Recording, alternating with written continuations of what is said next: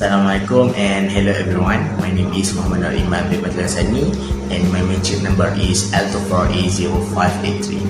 Today I will present my analysis about ethical standard for strategies and tactics in negotiation based on the situation given in this assignment. In this presentation, I will explain the four ethical approach, which are end result ethics, duty ethics, social contact ethics, and personality ethics. I will also share my opinion about the best approach that should be used in this situation. In this situation, the buyer bought a pair of shoes during a sale.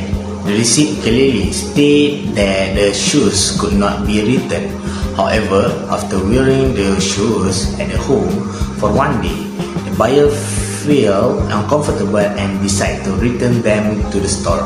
But the clerk refused because of the store policy. The buyer became angry and shouted loudly in front of the customer. Finally, the store manager decided to refund the money after discussing with the buyer. The situation involved negotiation and ethical behavior because the buyer used pressure and emotions to achieve the desired result. First of all, end result ethics. End result ethics focus on the final outcome of an action. In this situation, the buyer wanted to refund and successfully achieve that goal.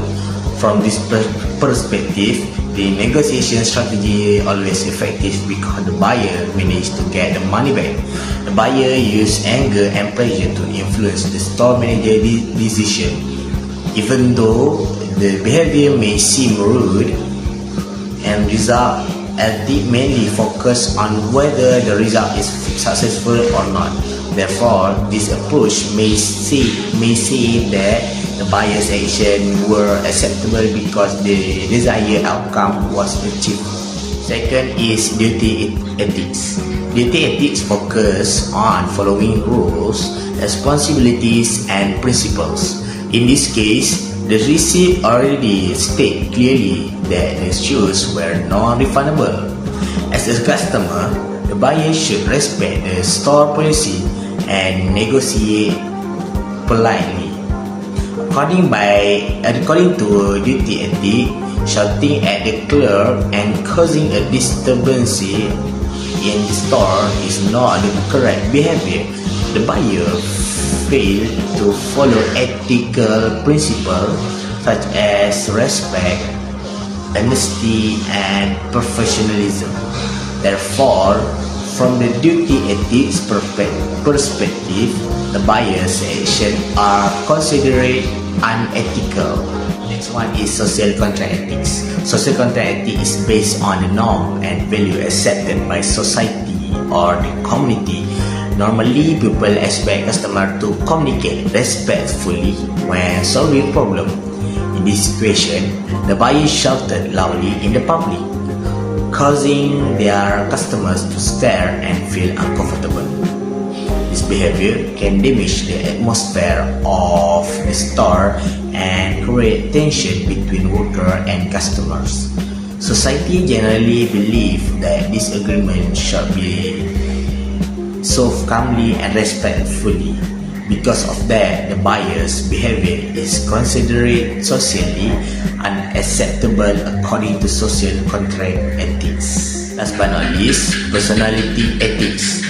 Personality ethics depend on personal value, conscience, and belief. Different people may react differently in the same situation. The buyer may personally believe that the store was unfair and that becoming angry was necessary to get justice. However, another person may believe that staying calm and discussing politely is the better choice.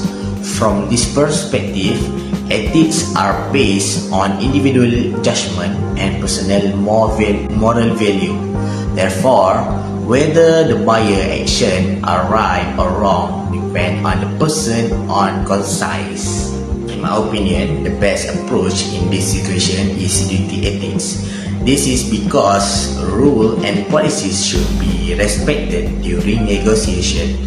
Even if the buyer feel disappointed, the problem should be discussed calmly and professionally. Respectful communication can help avoid conflict and maintain a positive relationship between customer and employees. Negotiation should not involve shouting or embracing others in public. Therefore, I believe duty ethic is the most suitable and professional approach. You ask me in a real life situation, I will not shout at the staff or create a scene in public.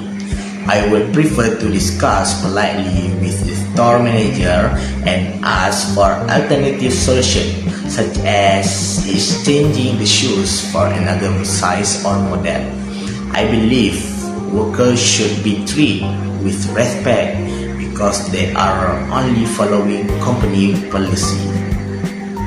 Professional behavior is important during negotiation because it helps create better communication and mutual understanding. Even if I feel frustrated, I think calm discussion is the better solution. Conclusion: this situation shows that negotiation involves both strategy and ethics. Different ethical approaches provide different perspectives on the buyer action.